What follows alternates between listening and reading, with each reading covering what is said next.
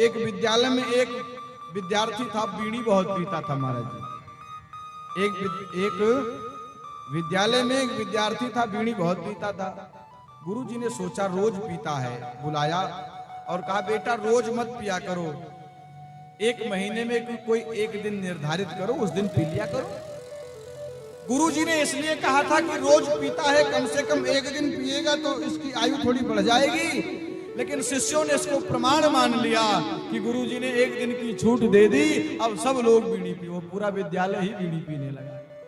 तो गुरुजी ने तो इसलिए कहा था कि महाराज रोज पीता है, छोड़ देगा, एक दिन पिएगा, लेकिन लोगों ने तो उसी को प्रमाण मान लिया। आपको बताएं, विद्यालय में बीड़ी की बात से याद आ गया, आज लोग कथाओं में भी जाते हैं तो महाराज अमल बिना रह नहीं पाते। महाराज जी एक सच्ची घटना बता रहा हूँ। एक जगह मैं कथा कर रहा था और नीचे से धुआं आ रहा था, तो हमारे संगीत वाले बैठे थे, कैमरा भी चल रहा था, तो हमने पूछा भाई अगरबत्ती बुझा दो। तो हमारे डॉक्टर साहब ने कहा कि ये अपने हाथ में नहीं है। हमने कहा क्यों? कहा मंच पे होता तो बुझा देते, ये तो देवी जी नीचे बैठी हैं, वो पी रही हैं, इनको कैसे हो जाए। गौर से देखा तो एक माता जी बैठ करके बीड़ी पी रही थी महाराज।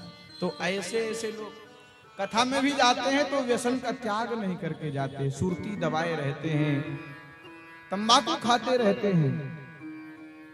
मैं कहता हूं भैया नशा मुक्त हो जाओ। अभी तुम उसे खा रहे हो तब तक तो ठीक है, लेकिन जिस दिन ये नशा तुम्हें खाने लगेगा, दुनिया में भगवान भी तुम्हें बचा नहीं पाएंगे, वो भी बचा नहीं पाएंगे। इसलिए नशा मुक्त हो जाओ, नशा मत करो। तो लोगों ने प्रमाण मान लिया। नारद जी ने समझाया अब आप भागवत की रचना करो जिससे सबका कल्याण हो सके। आज भी व्यास गुफा है, पोथी के जैसा ही पूरा पहाड़ है। कभी बद्रीनाथ धाम में जाइएगा, दर्शन करिएगा व्यास गुफा का। महाराज जी जैसे वेदों का पन्ना होता है, ऐसे ही पन्ना पूरा पन्ने जैसा एक पहाड़ ही है, जहां पर द्वैपायन वेद व्यास जी सरस्वती के तट पर बैठ करके लिख रहे, श्री द्वैपायन वेद व्यास जी लिख रहे थे और नारद जी बोल रहे थे। भागवत संहिता का जब रचना कर दी, नारद जी चले गए। सोचा अब शिष्य भी कोई ऐसा ही होना चाहिए, तो अपने पुत्र को ही सोचा मेरा पुत्र मिल जाए तो आनंद आ जाए। 2-4 श्लोकों को सिखा करके भेजा। जैसे ही शिष्य लोग पहुंचे बद्रिकाश्रम में, बरहा पीडम नटवर वपु कर्णयो कर्णिकारम बिभ्रदवासः कनक कपिशम वैजयन्तीं च माला रंध्रान वेणोरधर सुधया पूरयन् गोपवृन्दै वृन्दारण्यं स्वपदरमणं प्राविशद गीतकीर्ति। जिनका मन परब्रह्म में परिनिष्ठित था, ऐसे सुखदेव भगवान ने भी भगवान के स्वरूप के विषय में सुना तो कहा भगवान का ध्यान कर रहे थे, नेत्र खुल गया। तब तक ऋषियों ने और गुनगुनाना प्रारंभ किया। अहो वकीयं स्तनकालकूटं जिघांशया पाययदप्यसाध्वी लेभे गतिं धात्र चितां ततोऽन्यं तं वादयानुसरणं व्रजे। इस श्लोक को जैसे सुना, अरे अहो वकीयम स्तनकालकूटम, बकासुर की बहन पूतना अपने स्तनों में विष लगा करके जिसको मारने के लिए गई थी। अहो वकीयम स्तनकालकूटम, कहां मारने के लिए गई थी। और जब कृष्ण कन्हैया ने दुग्ध का पान किया, जो गति मां देवकी की हुई, जो गति मां यशोदा की हुई, वही गति उस राक्षसी पूतना को भी प्रदान कर दिया। ऐसे करुणा निधान भगवान, ऐसे परम प्रभु के विषय में जब सुना, समाधि खुल गई, दौड़ करके आए, कहा और सुनाओ। तो कहा महाराज और सुनना है तो आप मेरे गुरुदेव के पास चलो, क्योंकि हमें 2-4 श्लोक ही आते थे।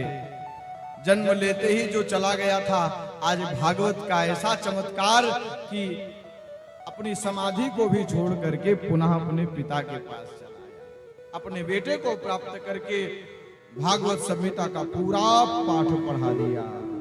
वही भागवत संहिता को आत्मसात करने के बाद उन्हीं श्री सुखदेव महाराज ने अवसर आने पर परीक्षित के सामने परोस दिया। सुखदेव जैसे परमहंस 7 दिन तक उनके सामने बैठे रहे, जो गोदोहन काल से ज्यादा कहीं टिकने वाले नहीं हैं। वह 7 दिन तक लगातार परीक्षित को इस प्रकार से एक जगह बैठकर कथा सुनाते रहे। इसका कारण क्या है? परीक्षित ने भागवत क्यों सुनी? परीक्षित को ही सुखदेव जी ने पात्र क्यों बनाया? तब श्री सूत जी महाराज ने चरित्र प्रारंभ किया। सुखदेव पर श्री सूत जी कहते हैं, ऋषियों यदा मृधे कौरव संजयानां वीरे स्वतो वीरगतिंगेषु ब्रकोदराभिद्ध गदाभिमर्श भगनो रुदन्डे धृतराष्ट्रपुत्रे। इस चरित्र को जो सुनता है उसके समस्त पाप समाप्त हो जाते हैं, इसलिए बड़ी ध्यान से गंभीरता से सुनना।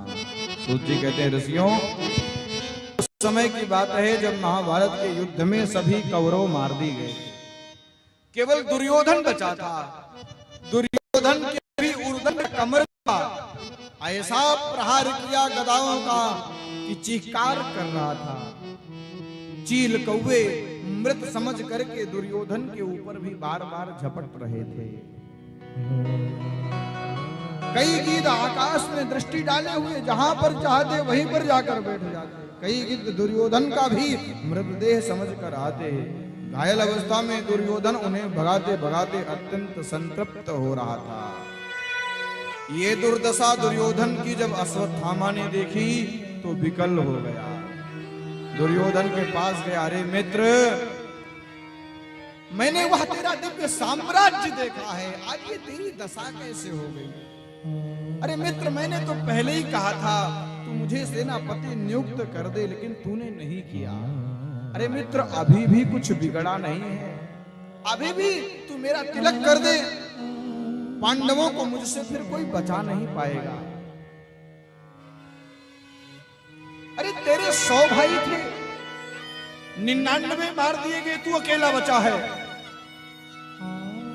अपने प्रति सांत्वना देने वाले अश्वत्थामा को जब दुर्योधन ने देखा, अश्वत्थामा रोने लगा। अरे मित्र, मुझे इसका दुख नहीं है कि मेरे 99 भाई मार दिए गए। अश्वत्थामा ने पूछा, तुम्हें कष्ट नहीं है? फिर कष्ट किस बात का है? दुर्योधन कहता है, मित्र, हम 100 भाई थे, 99 मार दिए गए, इसका कष्ट नहीं है। कष्ट तो इस बात का है कि हमारे शत्रु 5 थे और 5 जीवित हैं। आज हम अपने दुख से उतना दुखी नहीं हैं जितना कि पड़ोसी के सुख से दुखी। हमारे यहाँ मोटरसाइकिल नहीं है, इसका कष्ट नहीं है। पड़ोसी के घर मोटरसाइकिल क्यों है, इसका कष्ट है। एक बात जान लो, आपके गांव में गाड़ी रहेगी तो हो सकता है आपके किसी ऐसे दिन काम आ जाए। आप दुखी रहें कोई बात नहीं, लेकिन अपने पड़ोसी के लिए नित्य प्रार्थना करनी चाहिए। यदि सीखना है तो श्री सुदामा जी की धर्म पत्नी श्री सुशीला जी से सीखें। महाराज जी, इसी भागवत में प्रसंग आता है कि जिस समय सुदामा जी द्वारिकापुरी गए, द्वारिकापुरी में जब चावल को पाना प्रारंभ किया तो एक ही मुट्ठी में पूरा साम्राज्य द्वारिकाधीश ने दे डाला। सुदामापुरी को बनाने के लिए शिल्पकार विश्वकर्मा जी आए। विश्वकर्मा जी ने कहा, मैं आपके घर को बनाने आया हूं। सुशीला जी ने कहा, यदि आप मेरे घर को बनाने के लिए आए हैं तो आप लौट जाओ। यदि द्वारिकाधीश ने केवल मेरे घर को बनाने के लिए भेजा तो लौट जाओ। विश्वकर्मा जी ने कहा मैं बनाने आया हूं, तुम कह रहे हो लौट जाओ। सुशीला जी ने कहा लौट जाओ। क्यों?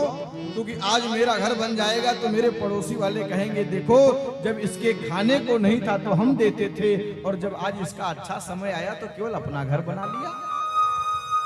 विश्वकर्मा जी ने कहा मैं क्या करूं?